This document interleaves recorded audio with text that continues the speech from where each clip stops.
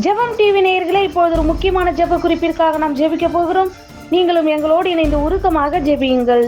இமாச்சல பிரதேச மாநிலம் சிம்லாவில் திடீர் மெகா வெடிப்பாலும் பலத்த மழையாலும் பல்வேறு ஆறுகளில் கரைபுரண்டு ஓடும் வெள்ளம், கட்டிடங்கள் இடிந்து விழும் நிலை, 20 பேர் மாயம் என தகவல்.